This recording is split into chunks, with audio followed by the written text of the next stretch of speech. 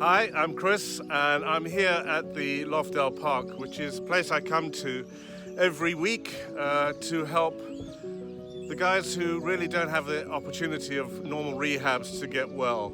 And it is a privilege to come down here every week and at least listen to their stories and help them learn the 12-step program of Alcoholics Anonymous, Narcotics Anonymous, in fact the Fellowship 12-step program.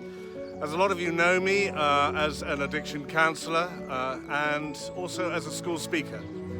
So today I want to just quickly show you a little bit about Lofdal and meet the people like Clayton who work at the rehab to help people or anybody who comes in, men, women and children, of which you're going to discover now. These are gang leaders, they are ex-prisoners, they are people who literally have nothing. They are the poorest of the poor, and yet they've made a decision to change their lives around. And from that they will learn more here about themselves and the opportunity to change their lives and change themselves to go out and be productive members of society purely because they've been understood in their addiction. What we have is the projects running here, a ministry at Lofdal Restoration Centre with all the other ministries involved, Lofdal as a whole, as an organisation. We've got currently on the projects, the premises where everything is being run, which is our care point. Where I'm involved in the rehabilitation or restoration centres, the men's centre, the midway house, then we've got midway house for ladies as well. We've got the restoration centre for women. Then we've got a new project that we're actually wanting to pilot within the next couple of months, a house where we would house the addicts, the women and the toddlers.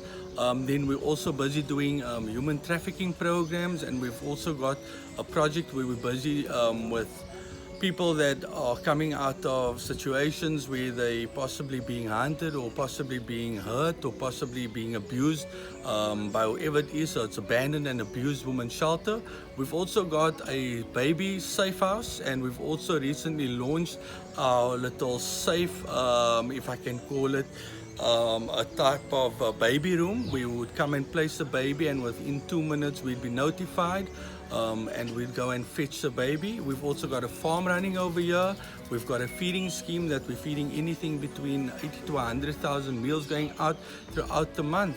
So yeah, that's what we're doing at Lofdal, and we are passionate about people, passionate about transforming lives, and passionate about reaching out and getting people back to their godly potential. Regardless if you know me or not, whether you have furniture or clothes or nappies or whatever else that they might need to help them improve the lives of the people who've made a choice to get well and change their lives from addiction. But anyway, before I go, I just want to say thank you anyway for your support regardless. I know that I've had a lot of support from a lot of you already, and I just really appreciate that. And I look forward to hearing from a lot more of you, hopefully, if you feel that this is on your heart to give.